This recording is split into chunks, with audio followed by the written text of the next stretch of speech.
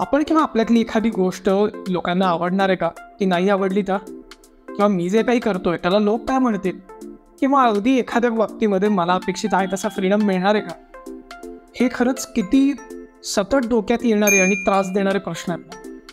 तुम्ही म्हणाला तर व्हिडिओच्या सुरुवातीलाच मी हे सगळं का बोलतोय, कारण आजच्या भागातलं जे पुस्तक आहे ना, त्यात खरं तर अशाच साध्या वाटणाऱ्या प्रश्नांची पण ज्यांची वेळेत आपल्याला उत्तरं मिळायला हवीत अशा प्रश्नांविषयी बोलणारं आजचं पुस्तक आहे. या आधीच्या भागांमध्ये मी ज्या पुस्तकांविषयी बोललोय त्यापेक्षा हे पुस्तक थोडंसं वेगळं आहे आणि व्हिडिओ सुद्धा खूप लहान आहे, त्यामुळे तो अगदी शेवटपर्यंत बघा.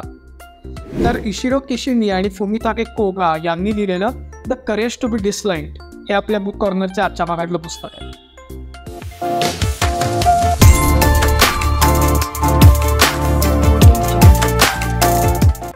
खरं तर कितीतरी इंग्लिश पुस्तकांवर आपण हे लिहिलेलं बघतो की a single book can change your life. पण या पुस्तकाच्या बाबतीत सांगायचं झालं तर असे कोणते बदल करायचे आहेत आणि ते किती चांगल्या पद्धतीने केले जाऊ शकतात याविषयी आपल्याला नक्की माहिती मिळू शकते.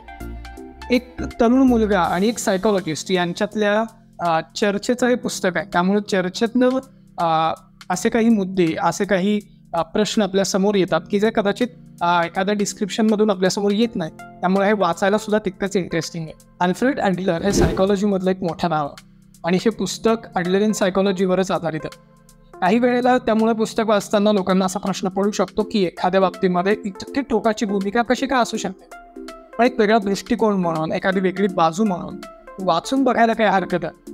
मुख्यतः 5 भागातून या पुस्तकाकडे बघितलं जाऊ शकतं.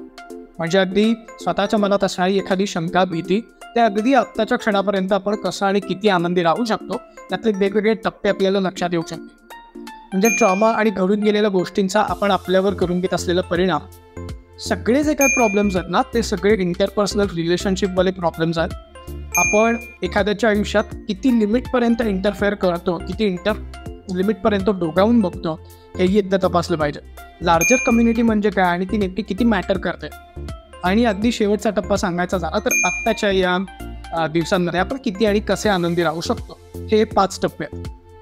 Why people can change, people fabricate anger, life is not a competition, desire for the recognition, the courage to be normal, life is a series of moments. हे मला आवडलेले आपले काही टॉपिक्स आहेत. तुम्ही वाचलं असेल तर तुम्हाला आवडलेले कुठले टॉपिक्स आहेत हे पण मला नक्की सांगा.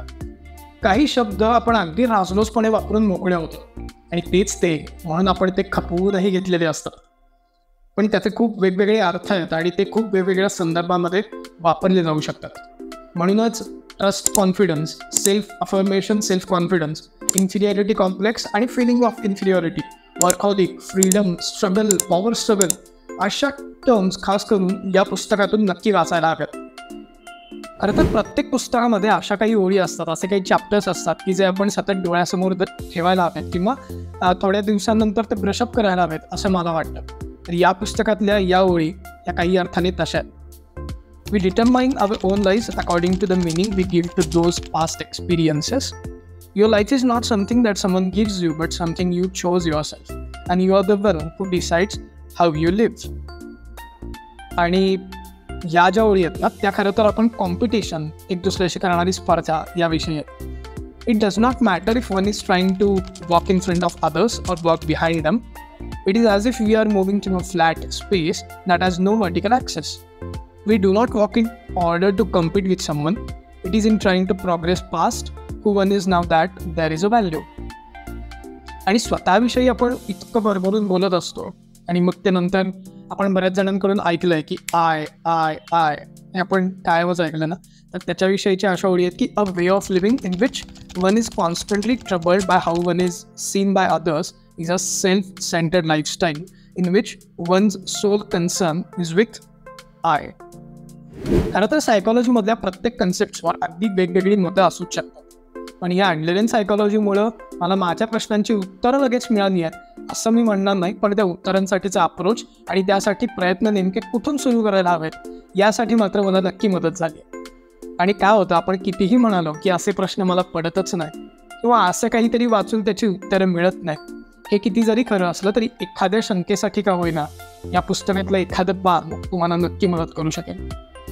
त्यामुळे पुस्तक नक्की वाचा आणि आजचा भाग कसा वाटतोय कमेंट्समध्ये सांगा. चॅनलला सबस्क्राईब करा, लाईक करा आणि तुमच्या मित्रांपर्यंत व्हिडिओ नक्की शेअर करा. भेटूया बुक कॉर्नरच्या पुढच्या भागात.